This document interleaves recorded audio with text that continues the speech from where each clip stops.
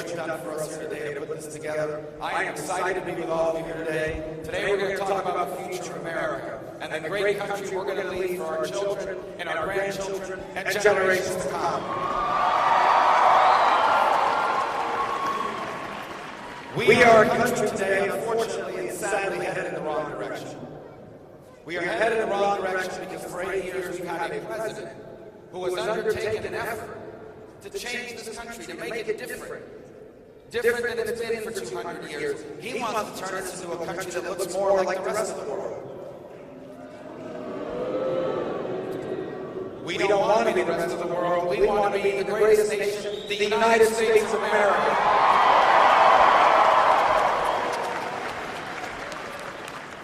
If we stay on the road Barack Obama has put us on, if we stay on this course, we will be the first Americans that leave our children worse off than ourselves.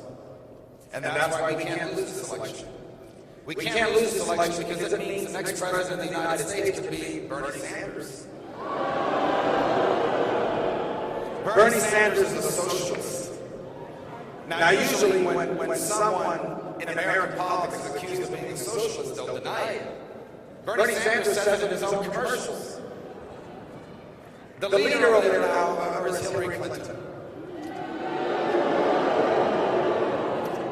Hillary Clinton is under an FBI investigation. That is not a good sign for your campaign. Our next president should not be someone who may need to pardon themselves if elected.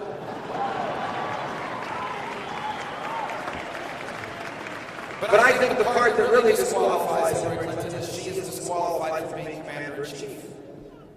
Because on September 11, 2012, 4 Americans tragically lost their lives in a terrorist attack in Benghazi, Libya.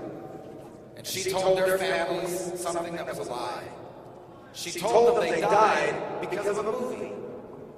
Anyone who lies to the family of those who have lost their loved ones in the service of our country can never be the commander-in-chief of the United States of America.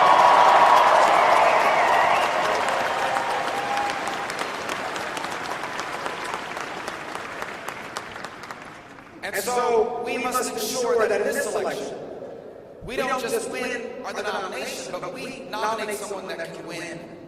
If you nominate me, we will win this election. I will unite this party, and we will grow this movement. We will take our conservative message to people that are living today the way I grew up, people that are living paycheck to paycheck. We will take our message to young Americans, many of whom are struggling, as I did not so long ago, with a heavy weight of student loan debt. We will take our message to young families who are raising their children at a time when it is harder than ever to instill the values they teach in our churches, instead of the values they're trying to ram down our throat in the popular culture. Each of these things I believe. We must take our message to people that have not voted for us before. And if you nominate me, we will do so and we will win. And that is the reason why the Democrats attack me more than any other Republican in this race. They spend more money and more time coming after me than anyone else running, because they know that if I'm our nominee, we win this election. Hillary Clinton does not want to run against me, but I can't wait to run against her.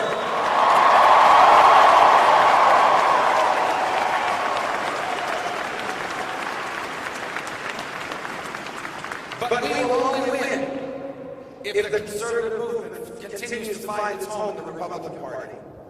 And I got to tell you, there's a chance it does not. For years, I've been told that we needed to be less conservative, that we were too conservative. That doesn't mean, by the way, we excommunicate people. We're a big party. We want to welcome in as many people as we can, even if we don't agree on 100% of the issues. But we must be the home of the limited government, constitutional, free enterprise, strong national defense movement, and strong value movement in America.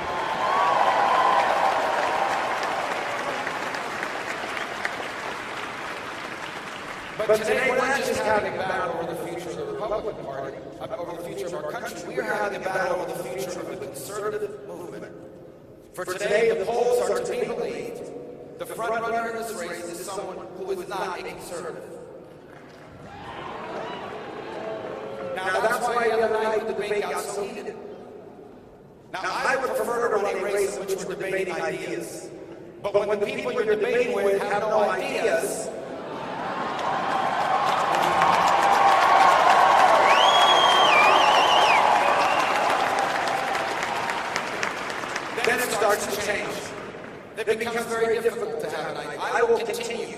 talk about ideas in this campaign. I will do so here again today. For my campaign is not built on the idea that we need to tear each other up. My campaign is built on the idea that America has a chance to be better than it has ever been if we do what needs to be done at this moment. But that will not happen if we do not elect the right person in this party to be our nominee, because we will lose. And I am telling you today that if we nominate Donald Trump, who today is the front runner, we will lose this election to Hillary Clinton. We will lose this election. And they know this. And that's why they want him to be the nominee. And why is this happening? I'll tell you why this is happening. People are hurting. I know this not because I'm reading about it in magazines. I see it in my family. I see it in my neighborhood. I see it in the people whom we love. People who, by the way, are nurses, firefighters, police. Firefighters are good. If anybody thinks we have firefighters right there, so that's good. Nurses and firefighters and police officers, our veterans, people are struggling. People that are working harder than ever. And they can't seem to get ahead. You feel like you're running in place. You've done everything they told you need to do to succeed, and it's like running into a brick wall. You can't get ahead. You keep reading about how other people are getting ahead, but you can't get ahead.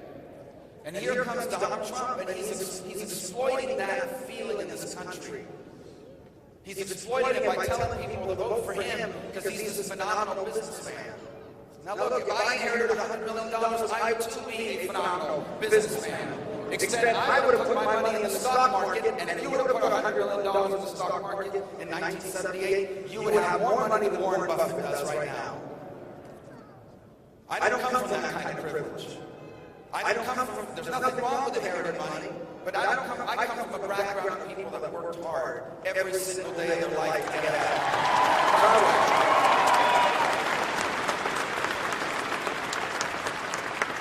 By the way, his business record is not what he sells to people. 4 companies he took into bankruptcy. Not 1, but 4. How do you bankrupt a casino? The house always wins. 4 companies into bankruptcy. He portrays himself as the fighter for the American worker. The fighter for the American worker. Then why in Florida, last year, 300 people applied for a job at his hotel. Americans. He didn't hire them. He hired people from another country. He said he's fighting to bring jobs from China. Well, why don't you start by bringing those factories that make your suits and your ties with the Dr. Trump label on it? Those jobs are made in China.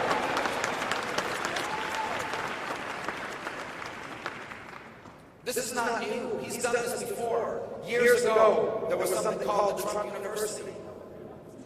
And it wasn't really a university, that's what they called it. And it went after people who were struggling. And he said, I have a video. You can see it on my website, marcorubio.com. He told people he's the most famous businessman in the world. He was going to teach people what it took to succeed in business. Sign up, and I'm going to teach you all the secrets that it takes to succeed. People signed up.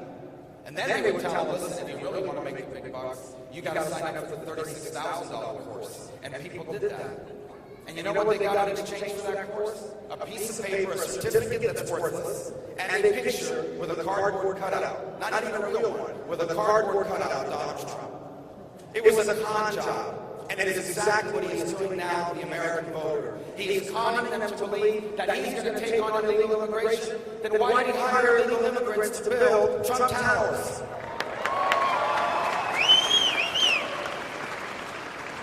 If he gets nominated, the Democrats are going to bring all of this out. They're going to tear him apart. They know all this. Why aren't they talking about it now? Because the Washington Post wrote a story, one of them, the Washington Post and the New York Times, one of them wrote a story about how I had traffic tickets. I had like 5 traffic tickets in 15 years. You know what that makes me? The best driver in Florida.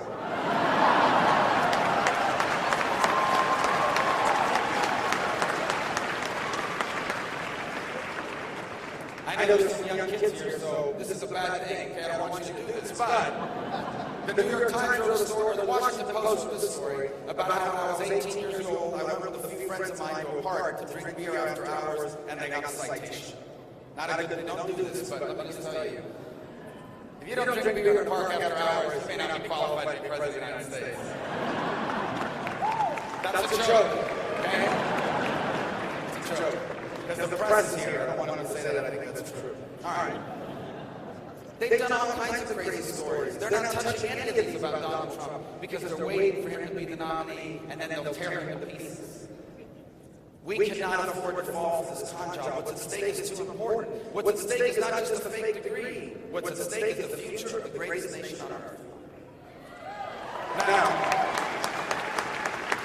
there's another reason why he loses. Something happened today on CNN. He was asked to denounce the Ku Klux Klan. He refused to do it. He was asked to denounce David Duke. He said, I don't know who that is. He knows who that is. He wrote a letter about it 20 years ago. You cannot nominate someone. We cannot nominate someone like that. We will get crushed. And if we get crushed, what that means is that the next president of the United States is going to be Hillary Clinton or Bernie Sanders.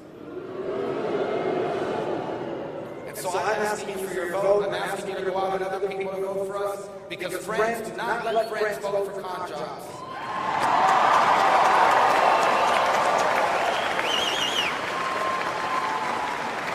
By the way, before I came out here, he was having a rally in Alabama. I didn't see it. But they just told me he's having a complete and total meltdown over the fact that we're talking about these things. We're going to talk about these things. Because the next president of the United States is going to have access to the nuclear code of the most powerful military on the planet. The next president of the United States is going to have the power to send our young men and women off to die in combat. And we are going to talk about these things because this election is a referendum about our identity as a nation and as a people. Now, we are going to do what needs to be done when I'm president. When I'm president of the United States, for the first time in 8 years, we are going to have a president that follows the Constitution of the United States of America.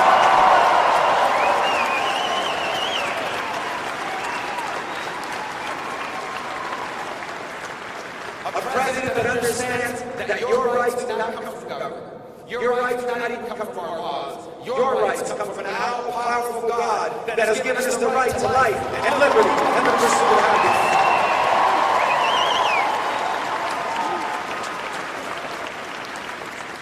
When I'm president of the United States for the first time in 8 years, you're going to have a president that defends your First Amendment right, not just to believe anything you want, but to live out the teachings of your faith in every aspect of your life.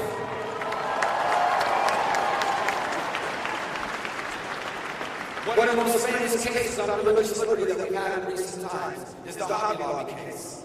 I am proud that today the founder of Hobby Lobby has endorsed my campaign because he knows that I will fight for religious liberty. When I'm president of the United States, for the first time in 8 years, you will have a president that defends your Second Amendment right to defend yourself and your family.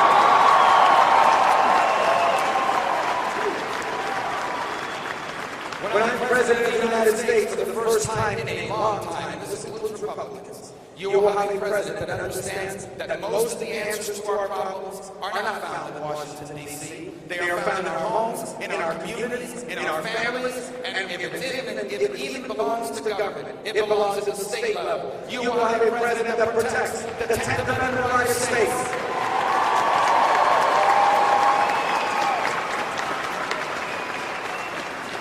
There will be no question from my very first day in office that I will protect the Constitution. Because as soon as I'm done taking the oath of office, I will go straight to the Oval Office. And I will repeal every single one of Barack Obama's unconstitutional executive orders.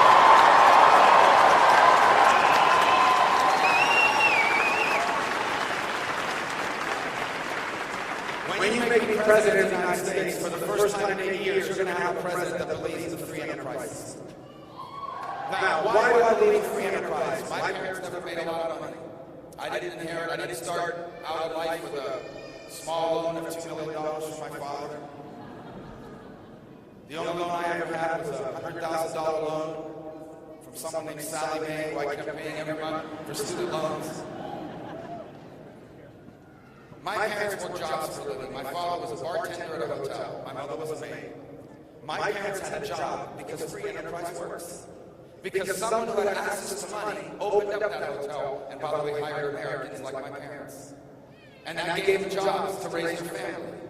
My parents kept those jobs because free enterprise works, because after people were done paying their bills and their taxes, they had enough money left over to take a vacation for 7 days on Miami Beach or 3 days in Las Vegas, where we also lived for a few years. Free enterprise works because it is the only economic model in the history of the world where you can start a business out of the spare bedroom of your home. It is the only economic model in the history of the world where you can take your life savings to open up a business and compete directly against your former boss. Free enterprise works because it is the only economic model in the history of the world where you can make poor people richer and you don't have to make rich people poor.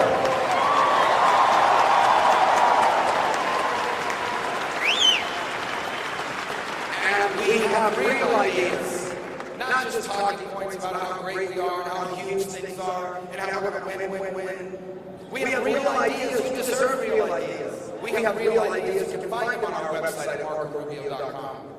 We have a plan to fix our tax code so we can compete against the world again. We have real plans to roll back these crazy regulations. We have plans to save Social Security and Medicare and balance our budget. We have plans to fully utilize all of our energy resources. That means natural gas, oil, coal, nuclear, everything. We will fully utilize it. And we have a real plan on health care. It's a lot more than just getting rid of the lines around the states. We have a real plan to repeal and replace Obamacare once and for all.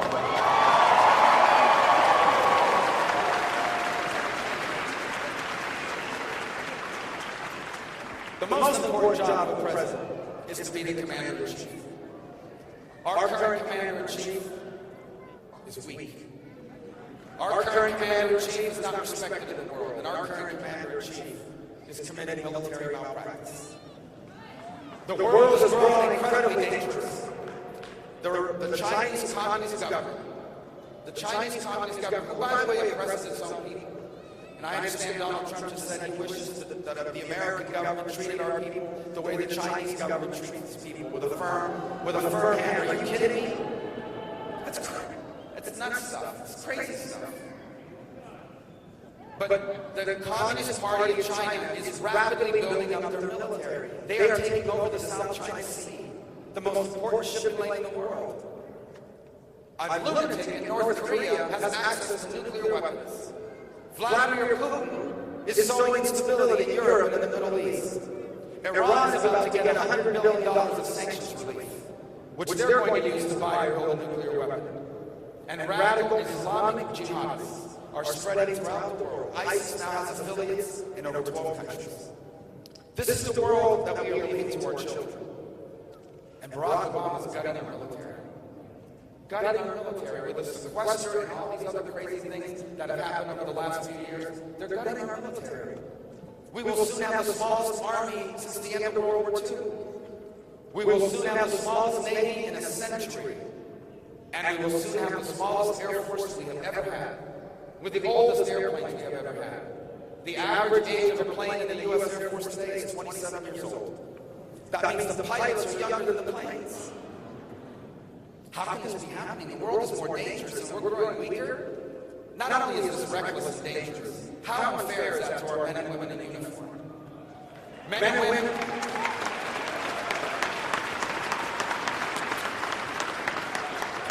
Men and women are being put into harm's way on a daily basis. But now they have to do it with older equipment and less training and less people fighting alongside them, by the way, with rules of engagement that don't allow them to succeed. And so I want you to know, by the way, military spending is not the cause of our debt. But it is the reason why we one day may not be able to confront a threat to America. So let me be abundantly clear. When I am President of the United States of America, we are going to undertake a Reagan-style rebuilding of the U.S. military.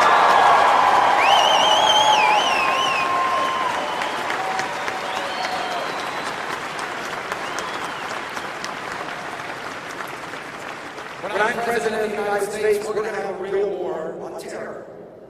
We don't want war, by the way. We want peace. We always want peace, but sometimes peace requires you to defeat the enemies of peace.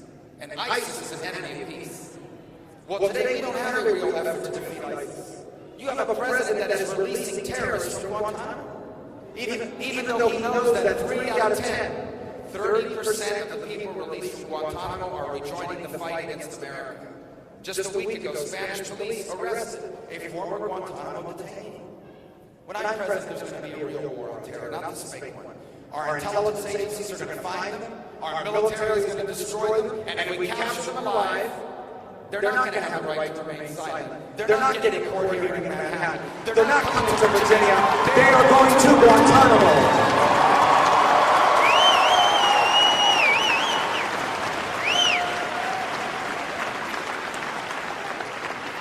When I'm president of the United States, our allies know they can count on us. There is no ally in the world that needs our help more right now than the state of Israel.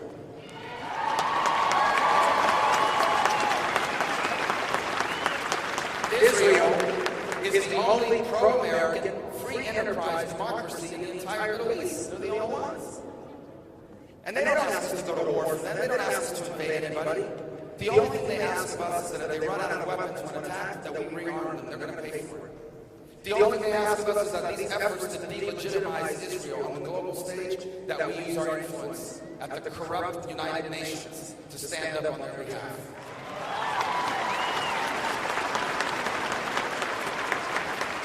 The other night, the presumed frontrunner in the Republican Party, Donald Trump, said that in a dispute between Israel and the Palestinians, he's not taking sides. My friends, I am taking sides. I am on Israel's side.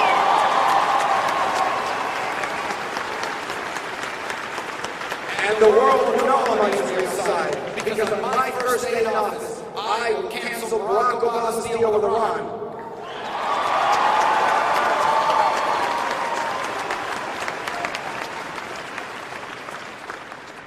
When I'm president of the United States, we're going to take care of our veterans again. We're not doing that now. We're not. By the way, this is something that impacts me personally. I'm from Florida. We have a lot of veterans, as you do here in this community. 1 out of 4, literally, 25 to 30% of the calls we get in my Senate office is a veteran fighting with the VA. Now let me start with something. There are really good people that work at the VA. If you've interacted with the VA, maybe some of you work at the VA, there are good people there. Most of them are good people. Many of them are veterans. And then there are some people at the VA that are not doing a good job. I know this, my brother's a veteran. In 1968, he volunteered for the U.S. Army. He became a Green Beret in the 7th Special Forces from 68 to 71. One day on a training mission, he jumped out of the plane, he landed wrong, and he knocked out his teeth. So every few years, he has to go to the VA to get his claim process. It is always a hassle. Always a hassle. They ask him, how do we know this really happened in the Army? He says, well, it's the only time I jumped out of a plane. Why do we treat our veterans as if we're doing them a favor? We're not doing them a favor. They did us a great favor. We owe them this.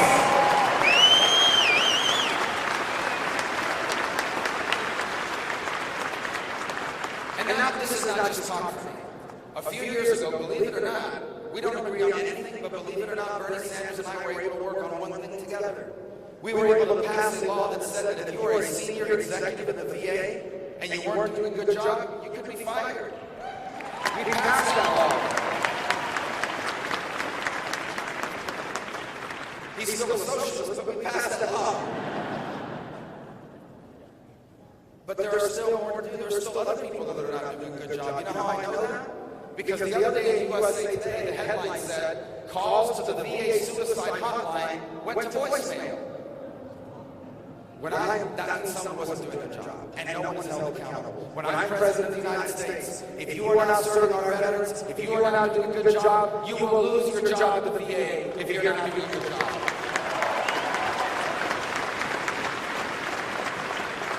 And by the way, this VA benefit should not belong to the government, it should belong to our veterans. When I am president, you will be able to take your VA benefits to any hospital or any doctor that you want to go to.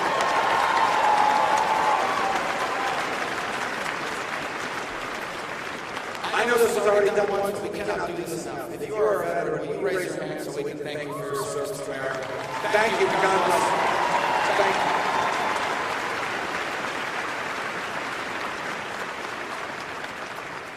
I know that they do that every day. I want you to know that to me that means a lot. My children today live in freedom. My children today live in a country where they can grow up to be anything they want. We're able to have this political rally here today where we're allowed to criticize the leader of our country. And no one here has to worry about going to jail. You might get audited by the IRS, but you don't have to worry about going to jail. Those freedoms were not free. They were bought for us. They were purchased for us, and they were protected for us by the sacrifices of our men and women in uniform. We can never thank them enough.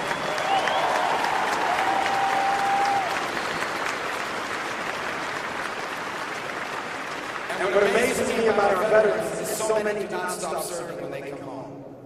You go to any fire station in America, you are going to meet veterans. You go to any police department in America, you're going to meet veterans. In fact, tragically, I believe it was last night or earlier this few days, a brave Marine on her first day on the job as a police officer lost her life in the line of duty. And so I think it's appropriate at this moment to also give a special thanks to our firefighters, to our police officers, for what they do for our country.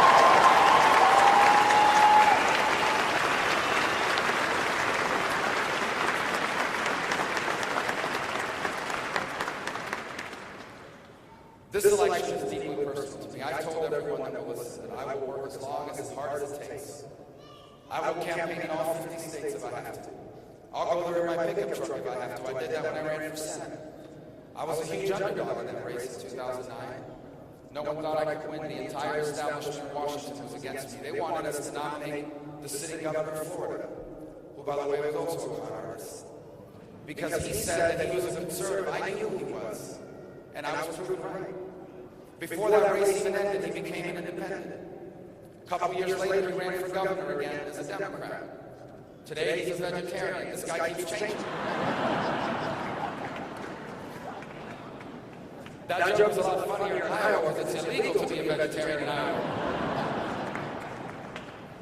I ran for that race because I understood what we're facing. What we are facing here is not just a choice between two political parties or between names on a ballot. We're being asked to choose what every generation before us chose.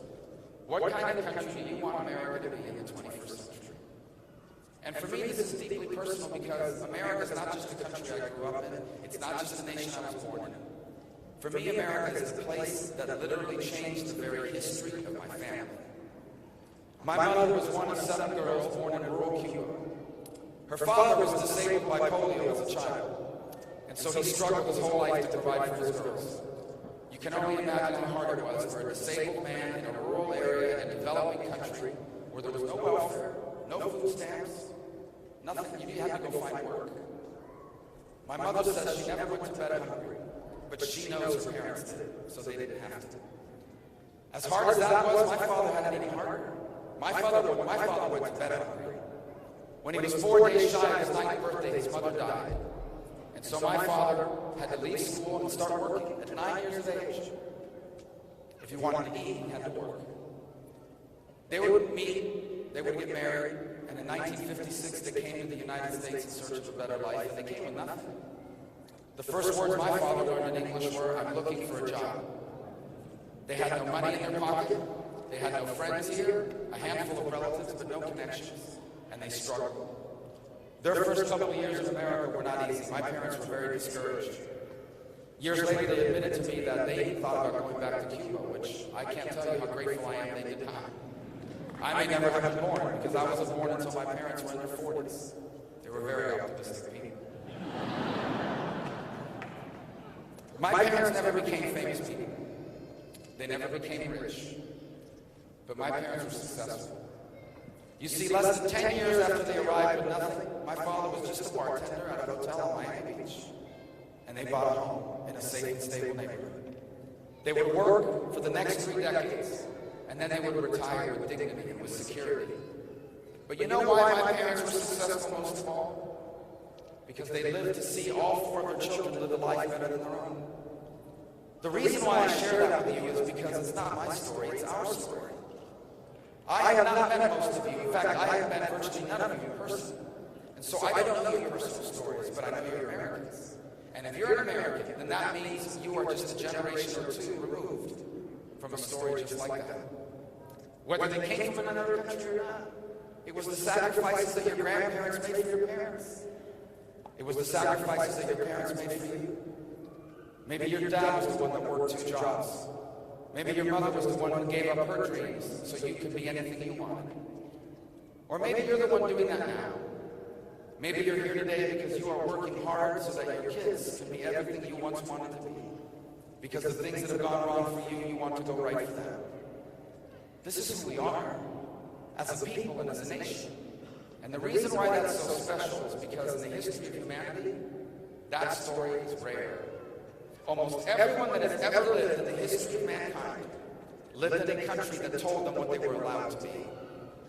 Almost every person that has ever lived in the history of the world grew up in a society that said, unless your parents were the right people, no matter how hard you worked, or how good you were, or how long you tried, you can only go so far.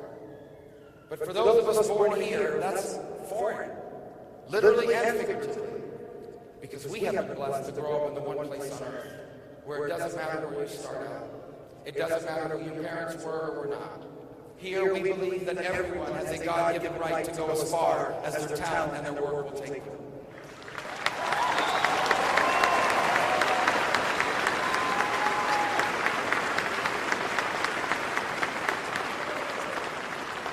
What my parents achieved, what your parents achieved, what you've achieved, and what you're trying to achieve as a name, it's called the American Dream. And it has nothing to do with how much money you make. It has nothing to do with how many buildings have your name on it. It has nothing to do with how many things you own on the day you die. It has nothing to do with any of that. The American Dream is about achieving happiness, the way you define happiness. It isn't about being rich. There's nothing wrong with being rich. We celebrate success. But every country in the world has rich people. Even the poorest countries in the world have rich people. What makes us special is that we have millions of people that are not going to get rich. And that's not their plan. Their plan is to achieve happiness. The American Dream is made from us. We're starting to lose it. A recent poll of young Americans found that over 50% of millennials believe the American Dream is dead. And that should frighten us, because that's not about economics. That's about our identity. If we lose the American Dream, we will stop being a special country. If we lose to Hillary Clinton, we will lose the American Dream. We'll still have rich people, we'll still have powerful companies, but we will no longer be a special country.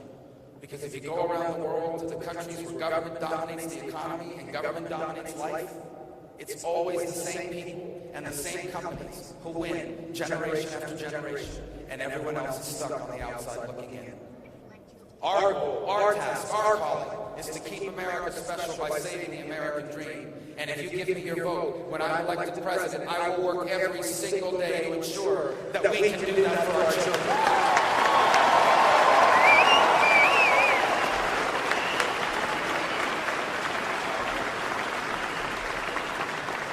If you give me the chance to serve as president, I will be a president for all Americans.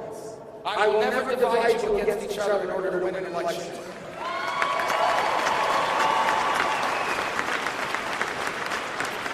I will fight for all of our people, even the people that say nasty things about me, even the people that don't vote for me. I'm going to cut their taxes too. Because if you want to be the president of the United States, you have to love all of the American people, even the ones that don't love you back. That's the kind of president I will aspire to be.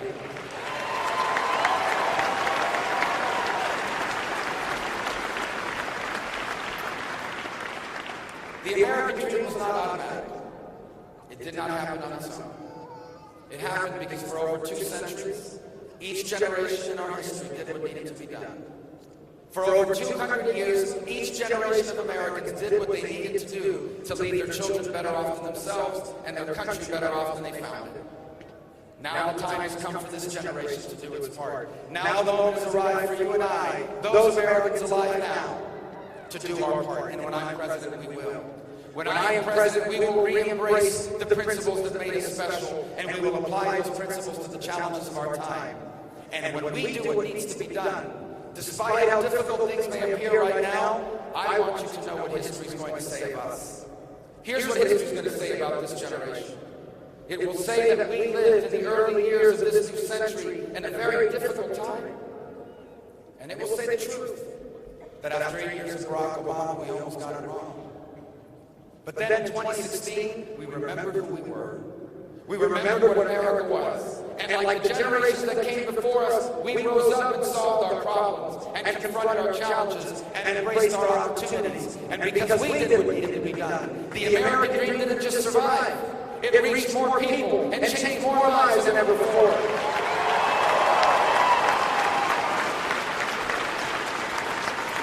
Because we did what needed to be done, our children became the freest and the most prosperous Americans that ever lived. Because we did what needed to be done, the 21st century was better than the 20th century. It was a new American century. And so I'm asking you for your vote on Tuesday. And I'm asking you not just for your vote on Tuesday, I'm coming back in the fall because we're going to win Virginia in the general election.